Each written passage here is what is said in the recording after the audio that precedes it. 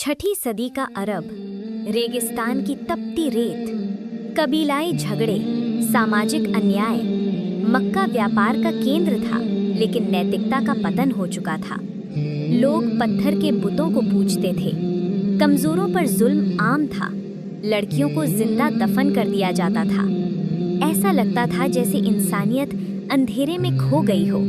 लेकिन इतिहास गवाह है, सबसे गहरे अंधेरे के बाद ही उजाला आता है, और वही उजाला अब इस धरती पर आने वाला था। मक्का, पवित्र शहर जहां काबा मौजूद था। कुरैश कबीला इस शहर का सम्मानित कबीला था। इसी कबीले में एक परिवार था, बनु हाशिम। इस परिवार के मुखिया थे अब्दुल मुत्तलिब। वे सम्मानित, उदार और अल्लाह पर ईमान रखने वाले व्यक्ति थे।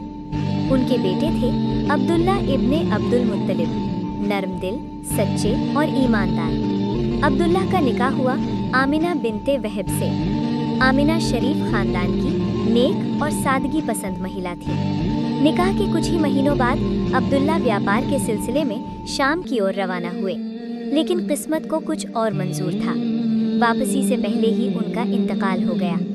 आमिना उस समय गर्भवती थी, एक अजन्मा बच्चा जो बिना पिता के दुनिया में आने वाला था। ये बच्चा अनाथ पैदा होगा, ताकि वो आगे चलकर हर अनाथ का सहारा बन सके। रिवायतों में आता है कि हजरत आमिना ने अपने दौरे हमल में अजीब सुकून महसूस किया। ना कोई भारीपन, ना तकलीफ, बल्कि दिल में एक नूर और इत्मीनान। उन्होंने बयान किया कि जैसे उनके अंदर से एक रोशनी निकली, जिससे दूर तक उजाला महसूस हुआ। ये कोई आम एहसास नहीं था, ये आने वाली रहमत की निशानी थी। वो दौर मक्का के लिए मुश्किलों का दौर था, लेकिन उस घर में उम्मीद की किरण पल रही थी। ये सिर्फ एक माँ का एहसास नहीं था, ये इतिहास की सबसे बड़ी अमानत की तैयारी थी। और जल्द ही दुनिया उस नूर का इस्तकबाल करने वाली थी, जो इंसानियत को अंधेरों से निकालकर रोशनी की तरफ ले जाएगा। रिवायतों में आता है, आमिना ने सपना देखा कि उनसे एक नूर निकला, जिसने दूर तक के महलों को रोशन कर दिया। उसी दौर में फारस के बादशाह खसरो वन के महल में दरारें पड़ गईं। उनकी हजारों साल से जलती आग बुझ गई। ये सब इशारे थे कि दुनिया में एक नई क्रांति आने वाली है। इतिहास जैसे सांस रोककर उस घड़ी का इंतजार कर रहा था। सोमवार की सुबह 12 रबीउल अव्वल सन 570 ईस्वी, मक्का की एक सादी सी गली में एक घर के अंदर सन्नाटा था, और उसी घर में आमिना ने एक बेटे को जन्म दिया। कहा जाता है, जन्म के समय बच्चा सजदे की हालत में था। घर में एक अजीब सुकून और रोशनी थी। जब दादा अब्दुल मुत्तलिब को खबर मिली, वे खुशी से भर उठे।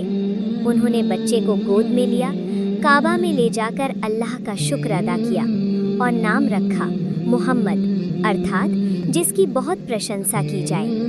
ये नाम उस समय अरब में आम नहीं था, लेकिन आने वाले वक्त में पूरी दुनिया इस नाम को जानेगी। अरब की परंपरा थी कि बच्चे को रेगिस्तान में पाला जाए, इसलिए ये बच्चा बनी साद कबीले की महिला हलीमा अल सादिया के पास भेजा गया। उनका घर गरीब था, लेकिन जैसे ही ये बच्चा आया, उनके घर में बरकत होने लगी। जानवरों का दूध बढ़ गया, सूखा इलाका हरा लगने लगा। हर कोई हैरान था, ये बच्चा साधारण नहीं है। 6 साल की उम्र में माँ हलीमा का भी इंतकाल हो गया।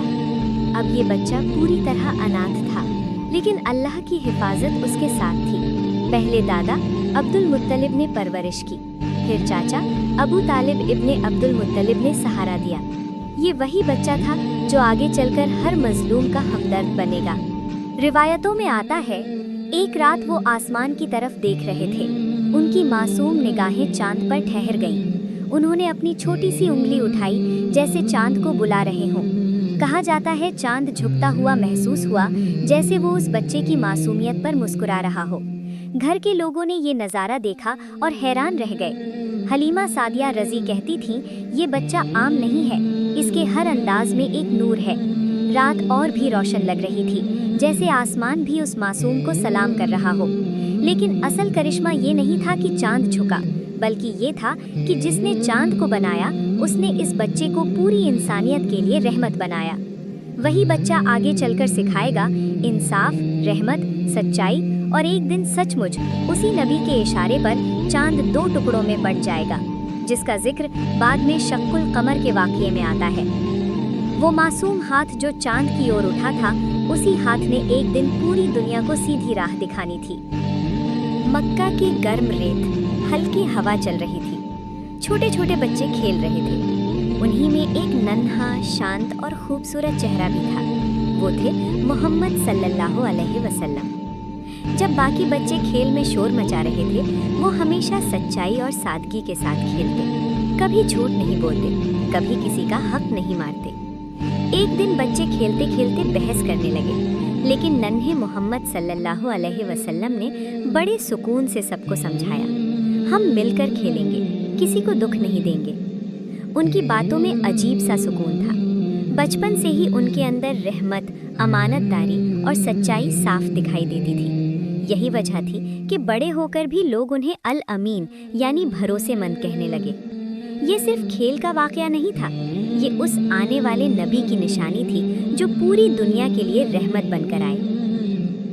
रेगिस्तान की तपती रेत में जन्मा ये बच्चा आगे चलकर इंसाफ का पैगाम देगा। वो सिखाएगा ईमानदारी, रहमत, सब्र और इंसानियत। मोहम्मद सिर्फ एक समुदाय के लिए नहीं, बल्कि पूरी मानवता के लिए रहमत बनेंगे।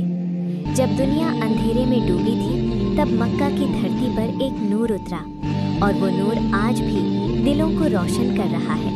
इतिहास ने बहुत जन्म देखे हैं, लेकिन ऐसा जन्म जिसने पूरी दुनिया की दिशा बदल दी, वो था मोहम्मद सल्लल्लाहु अलैहि वसल्लम का जन्म।